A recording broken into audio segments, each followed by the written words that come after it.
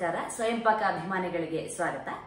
ಈ ದಿನ ನಾನು ಮಧ್ಯಾಹ್ನಕ್ಕೆ ಊಟ ತಗೊಂಡು ಹೋಗೋರಿಗೆ ಕೂಡ ಅನುಕೂಲವಾಗುವ ಹಾಗೆ ಟೊಮೆಟೊಕಾಯಿ ಬಾತ್ ಹೇಗೆ ಮಾಡೋದು ಅಂತ ಹೇಳಿ ತೋರಿಸ್ಕೊಡ್ತಾ ಇದ್ದೀನಿ. ಬೇಕಾಗುವ ಪದಾರ್ಥಗಳು: ಟೊಮೆಟೊಕಾಯಿ 4, ಕಾಯಿ ಮೇಲಿಂದ ತಂದು ಆದಷ್ಟು ಇಟ್ಕೊಳ್ಳಿ. ಸ್ವಲ್ಪ ಹಣ್ಣಿಗೆ ಬಂದಿದಷ್ಟೇನೆ ಇದು, ಆದ್ರೂ ಹುಳಿಯಾಗೇ ಇರುತ್ತೆ. ಉಪ್ಪು ರುಚಿಗೆ ತಕ್ಕಷ್ಟು, ನಾನಿಲ್ಲಿ 1 ಟೇಬಲ್ ಸ್ಪೂನ್ ಇಟ್ಕೊಂಡಿದ್ದೀನಿ.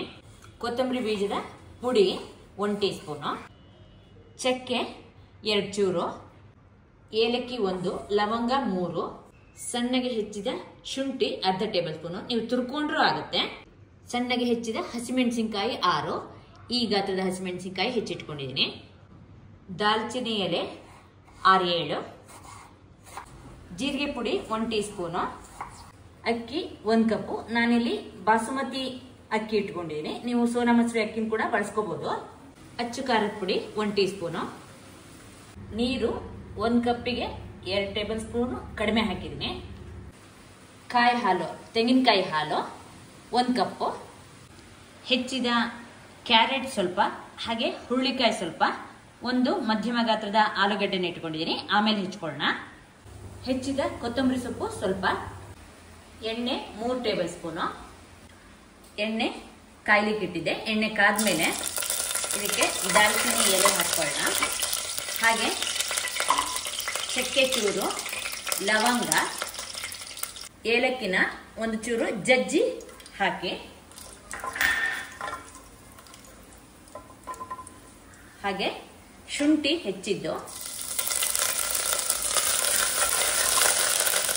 ಸ್ವಲ್ಪ ಕೈಯಾಡಿಸಿ.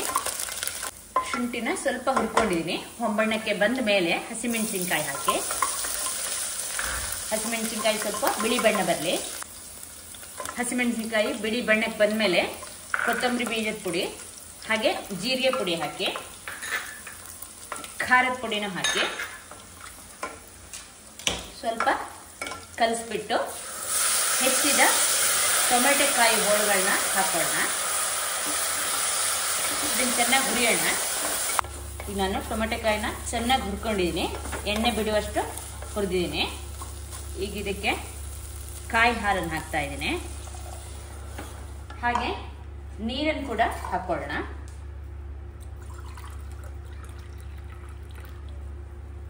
ಹತ್ರ 2 ಕಪ್ ಹಾಕಿದ್ದೀನಿ. ಈಗ ನೀರು ಕುದಿಲಿಕ್ಕೆ ಶುರುವಾಗಿದೆ. ಉಪ್ಪು ಹಾಕೊಳ್ಳೋಣ. ಉಪ್ಪು ಹಾಕಿ ಹೆಚ್ಚಿದ ತರಕಾರಿ ಹೋಳುಗಳನ್ನ ಹಾಕೋಣ. ಹುರುಳಿಕಾಯಿ, ಹಾಗೆ ಕ್ಯಾರೆಟು, ನಾನು ಆಲೂಗಡ್ಡೆ ಹೋಳುಗಳನ್ನ ಸ್ವಲ್ಪ ದಪ್ಪ ಹೆಚ್ಚಿದ್ದೀನಿ, ಇದನ್ನು ಹಾಕೊಳ್ಳೋಣ. 1 ಕುದಿ ಬರಲಿ. 2 ನಿಮಿಷ ನಾನು ತರಕಾರಿ ಹಾಕಿದ್ಮೇಲೆ ಕುದಿಸಿದ್ದೀನಿ.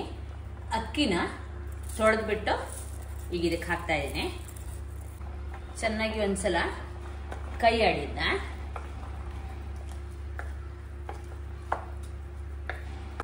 ಅಕ್ಕಿ ಹಾಕಿದ್ಮೇಲೆ ಕುದಿ ಬಂದ ಮೇಲೆ ಇದನ್ನ ಮುಚ್ಚಿ 1 ರಿಂದ 2 ವಿಷಲ್ಲು. ಬಾಸುಮತಿ ಅಕ್ಕಿ ಆದ್ರೆ ಸಾಕಾಗುತ್ತೆ, 1 ವಿಷಲ್ ಕೂಡ ಸಾಕಾಗುತ್ತೆ.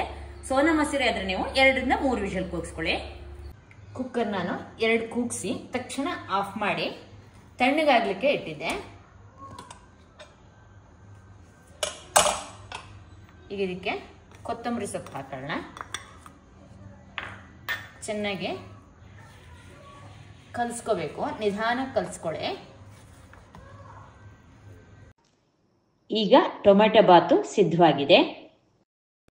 ನೋಡಿದ್ರಲ್ವಾ ಟೊಮೆಟೊಕಾಯಿ ಬಾತ್ ಹೇಗೆ ಮಾಡೋದು ಅಂತ ಹೇಳಿ. ನೀವು ಕೂಡ ನಿಮ್ಮ ಮನೆಯಲ್ಲಿ ಈ ಬಾತನ್ನು ಮಾಡಿಬಿಟ್ಟು ನಿಮ್ಮ ಅಭಿಪ್ರಾಯ ನಮಗೆ ತಿಳಿಸಿ. ನಮಸ್ಕಾರ.